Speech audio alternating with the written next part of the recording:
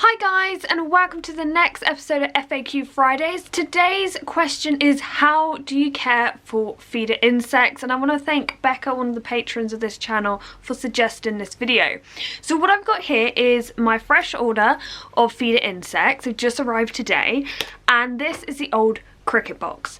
So basically, once a month I have to get new crickets. So the first thing to do is clear out this old tub. So this is how it looks after I've tipped everything out. You can see somewhere there, stuff has got stuck there. This kind of happens after you've had, like, you know, fruit and veg in here that they've been eaten. Some of it does happen to get stuck. So what I always do is give this a good clean out. I put a bit of fairy liquid in here, a bit of water, give it a good scrub. You can hear the fairy liquid thing go. Basically because crickets stink and I'd rather, you know, have a fresh start each month.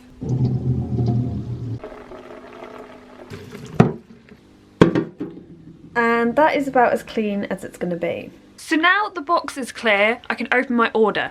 Now usually I will order 2 boxes of 200 crickets, and that will last me a month for 4 leopard geckos and occasional chahoua.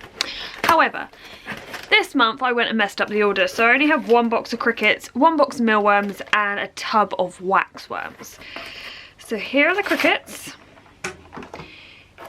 waxworms, and mealworms. And I think some of it is spilt. So now the crickets move from this to their new home, and I think that's best. I think something that people do wrong is keep the crickets in here, and they will not last long at all. It's just overcrowded, they'll start fighting, it's just not great. I would have a bigger tub if I could. If I find one, I probably will upgrade this, but for now it works. So let's just spread this out. This stuff, I don't know exactly what it is. A lot of people ask me. It could be some bug grub flakes. They just come in this. It would be good if I can find some so I can have some more and put more in with like mealworms and morio worms and everything. But now, all I have to do with the crickets is add in some food. When it comes to feeding, I usually use vegetable scraps. So obviously when I'm cutting up my guinea pigs food, you have the ends of carrots, courgettes, cucumbers, anything like that. I can pop in with the crickets, the mealworms, morio worms, pretty much all the feeder insects will eat these. As well as this, I will use insect fuel. So you can use it as dry flakes and use it alongside bug gel for hydration, or some fruit for hydration. Or you can use insect fuel jelly, so you make it out with hot water and that hydrates them as well as feeds them. I like to add in a bit of extra bug gel because I really don't want the live food to dehydrate. They'll go downhill very quickly if that is the case. So here we have all the food I currently have for my geckos. So the crickets, mealworms, morio worms, waxworms. The morio worms are left over from maybe last month. These tend to last a lot longer. They don't pupate nowhere near as quick as mealworms. So they definitely last a long time. Geckos go wild for them, but they shouldn't be given too often. Mealworms, they can pupate rather quick. It's a little bit better in winter because obviously lower temperatures slow them down a bit more. In the summer, they'll go too quick. And then with the waxworms, like anyone who's had waxworms will know, these do not last long at all.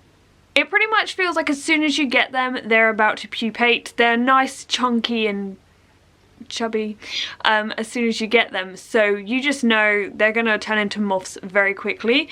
It is annoying, they do not last long, and for that reason, I'll be honest with you, I don't usually give them too much food. You can put in a bit of lettuce and everything because obviously you want to gut load your food, but these will pupate a lot quicker and they don't tend to die off nowhere near as quick as say crickets and mealworms and so on.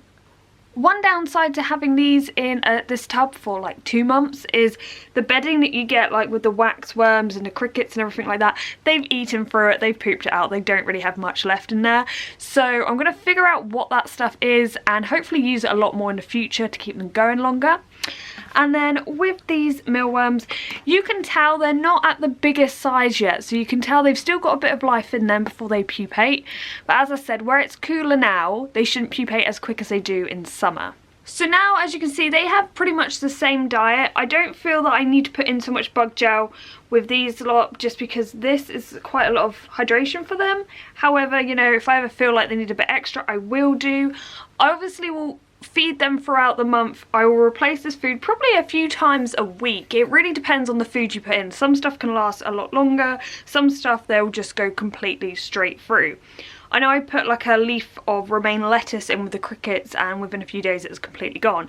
So it's one of those things that you can't put a set time on, you just got to keep an eye on, and it's very important you do, because gut loading is key when it comes to feeding your animals. Obviously anything that's going into these have a great impact on your reptiles, so make sure you feed them.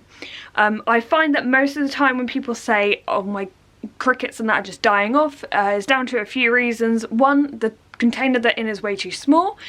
Two, they don't have access to any kind of hydration.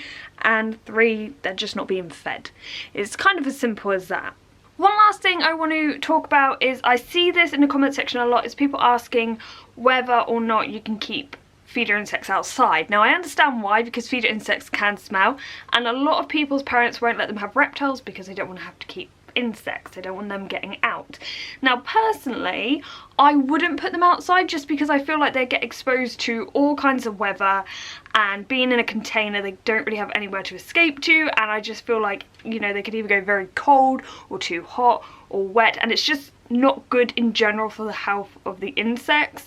I think if you have a dry, secure garage or shed, they may be okay, but in winter I will say just be aware that temperatures too cold could leave them completely dormant, which isn't necessarily a bad thing if you don't want them to, you know, turn into beetles.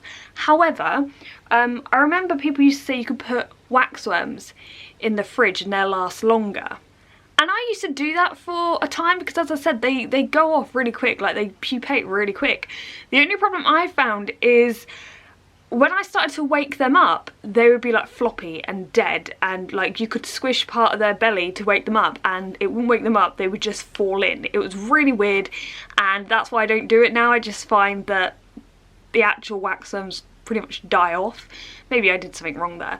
But that's just to address those questions, because I get that a lot in the comment section. However, I hope this video has helped. This is kind of what I do throughout the month, and this aspect of looking after reptiles is very important. It shouldn't be skipped over. It's a big part of their life, and when you look after a reptile, you have to look after their food. So I hope you've enjoyed today's video. Thank you very much for watching, and goodbye.